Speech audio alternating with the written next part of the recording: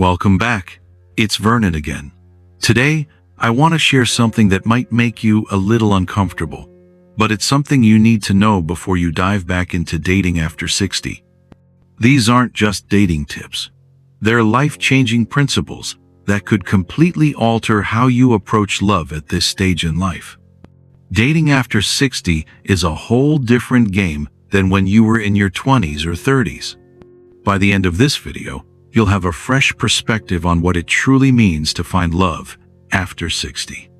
You'll understand why some men find deep, meaningful connections later in life, while others continue to repeat the same painful cycles. Make sure to subscribe to my channel and save this video so you can revisit it anytime you need to reflect on these valuable insights. Now, let's dive into the first key insight that can completely transform how you approach relationships in your later years. Truth number 1. The mirror before the window. It might sound abstract or confusing, so let me share a story from my close friend, Robert. He came to me last year, feeling frustrated because every woman he met just didn't understand him. After 3 years of divorce and a series of short-lived relationships, each one ended with the same conclusion: she just wasn't the right one for him. Marcus Aurelius wrote in his Meditations, "How much trouble he avoids who does not look to see what his neighbor says or does, but only to what he does in himself." Robert had been looking everywhere except the one place that mattered most: inward. Before you can truly connect with someone else, you must honestly confront who you've become. Not who you were at 30, not who you wish you were, but who you are right now, at this stage of your life. The mirror before the window, that's what the Stoics called this principle. And modern psychology backs this up completely. Dr. Helen Fisher's research on attachment styles shows that people who enter relationships without understanding their own behavioral patterns are 60% more likely to repeat unsuccessful relationship dynamics. For Robert, this meant acknowledging that his 40-year career in engineering had made him analytical to a fault. He approached conversations like problem-solving sessions, trying to fix women instead of simply listening to them. He had to learn that the qualities that made him successful in his career, decisive, logical, focused on solutions, could actually create barriers in intimate relationships. But here's what's beautiful about this process. When Robert finally did this inner work, when he started asking himself hard questions about his communication style, his expectations, his fears, something remarkable happened. He stopped attracting women who needed fixing and started connecting with women who valued his wisdom and experience. For men over 60 looking for meaningful relationships, the first step is to look inward. Understand the behaviors and patterns you've developed over the years and how they affect your interactions. Self-reflection allows you to break free from the cycle of unsuccessful relationships. Practice active listening and let go of the need to fix others. Emotional connection is built on empathy, not solutions. Most importantly, embrace your wisdom and experience as assets, not just things to offer, but parts of who you are that others will value. This isn't about changing who you are. It's about understanding who you are so you can present your authentic self to the world. Think about this as we move forward, because understanding yourself is just the foundation. Next, we need to talk about something even more precious than self-knowledge, and that's the one resource you can never get back. Truth number 2. The currency of time. It is not that we have a short time to live, but that we waste a lot of it. Seneca, the Roman philosopher, wrote, "When you're dating after 60, this wisdom becomes urgently practical." This is our second truth. Time is your most precious currency, and how you spend it in relationships will determine the quality of your remaining years. Finally, I understand why my grandmother used to say that time becomes more valuable as you have less of it. I'm not dating like I'm 30 anymore because I don't have 30 years to figure it out. Here's what I mean by this. and why it connects directly to that inner work we just discussed. When you know your values, non-negotiables, and deal breakers, you can spot compatibility right away. You won't waste months hoping for change or ignoring red flags. Research from the University of Rochester shows that people over 60 with clear dating criteria and boundaries find compatible long-term partners 300% faster. I spent 2 years with someone who was fundamentally incompatible with my lifestyle and values, hoping that love would bridge the gap. She was a social butterfly who thrived on constant activity. I was a contemplative man who cherished quiet evenings and deep conversations. Neither was wrong, but they were wrong for each other. The breakthrough came when I started applying what I call the 90-day principle. Within the first 90 days of meeting someone, I would have honest conversations about life, vision, financial expectations, family relationships, and long-term goals. Not as an interrogation, but as natural conversations that revealed compatibility. When you respect your own time this way, you're also respecting theirs. You're saying, I value both of us too much to waste time on something that isn't going to work. This principle extends beyond just dating efficiency. It affects how you approach conflict, how you handle differences, and how you make decisions about commitment. Because when you truly understand that time is finite, every moment becomes an opportunity to build something meaningful or to learn something valuable, even if that learning is that this person isn't right for you. So ask yourself, are you dating with the urgency that your age demands? Share your story or insights in the comments below. I'll read every comment and provide support where I can. Your experiences will not only help me but also offer valuable lessons for others in the same stage of life. Let's build a community where we can all learn and grow together. Keep this time awareness in your mind as we explore our next truth, because understanding time's value is what makes authentic connection not just desirable, but essential. Truth number 3. The architecture of authentic connection. Authentic connection in later life is about more than just seeking companionship. It's about building a foundation that fosters deep understanding and intimacy. At this stage, relationships are no longer about chasing fleeting excitement or recreating past experiences. Instead, they're about connecting with someone who aligns with who you are today, creating a bond that is rooted in authenticity and mutual respect. My brother-in-law, William, is 62 and has been married 3 times. Each marriage lasted about 7 years, and each ended for essentially the same reason.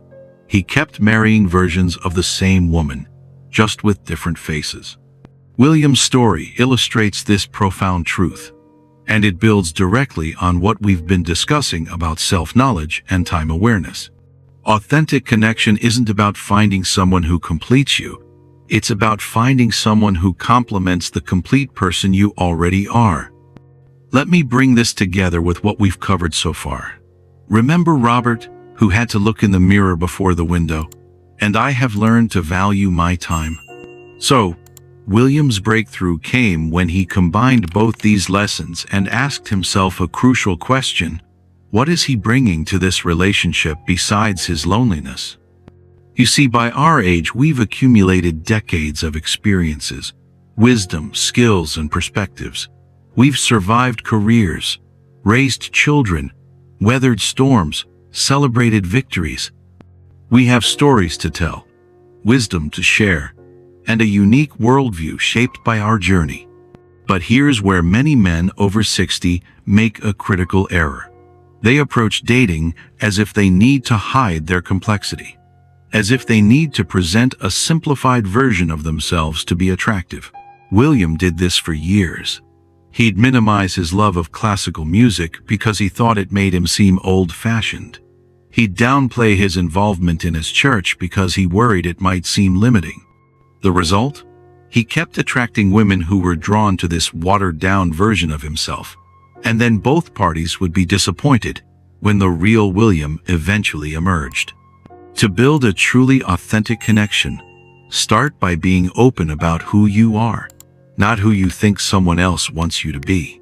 Share your passions, even if they seem unconventional, and don't shy away from discussing the experiences that have shaped you. Embrace the uniqueness of your life story, because it's what will attract someone who truly complements you. Another key step is to set clear expectations for the type of connection you want. Be intentional in what you're looking for, whether it's companionship, intellectual stimulation, or emotional support, and communicate that from the start. Don't settle for relationships that only fill a temporary gap. Think about what we've covered: self-knowledge, time awareness, and now authentic presentation. These three truths work together to create a foundation. But there's something else we need to address, something that might feel counterintuitive at our age. Truth number 4, the paradox of vulnerability. This brings us to our fourth truth, and it's perhaps the most challenging. The very strengths that helped you survive and succeed in your earlier years might now be the barriers preventing you from finding deep connection. Aristotle spoke of the golden mean, finding balance between extremes. In relationships after 60, this means navigating the paradox between the wisdom that comes from experience and the openness that love requires. In our youth, we often shy away from vulnerability, seeing it as a weakness or something that makes us susceptible to harm. But with age comes wisdom, and we begin to understand that vulnerability, when expressed appropriately, is actually one of the greatest strengths we can offer in relationships. The paradox of vulnerability is this: while it opens us up to potential hurt, it is also the key to authentic connection. Without vulnerability, we remain closed off, unable to form the deep emotional bonds that create lasting, meaningful relationships. However, vulnerability must be carefully balanced. Too much too soon can overwhelm a relationship, but too little can create emotional distance and leave us feeling isolated. When we allow ourselves to be vulnerable, we allow others to see us for who we truly are: flaws, fears, hopes, and all. In return, this invites others to share their own vulnerabilities, creating an environment of mutual trust and understanding. But this process takes courage. It requires us to face our own insecurities and be open to both giving and receiving love without the armor we've built over the years. I learned to share my failures alongside my successes. When talking about my career, I didn't just mention the company I built. I also talked about the business that failed in my 40s and what it taught me about resilience. When discussing my divorce, I didn't just blame my ex-wife. I acknowledged my own contributions to the relationship's breakdown.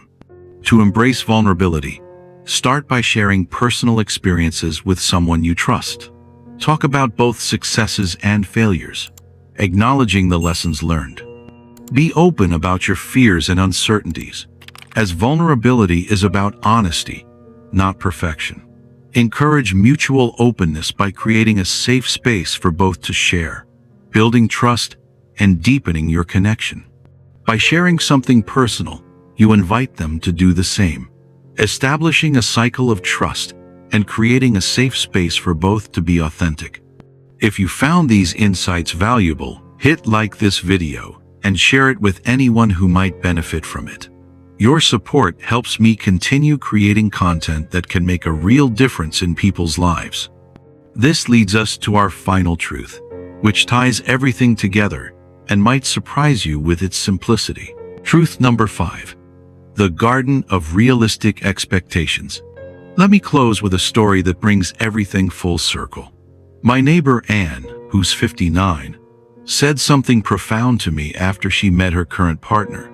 She spent so much time looking for someone who would never disappoint her that she almost missed someone who disappoints her in ways she can live with. This is our fifth and final truth, and it synthesizes everything we've discussed.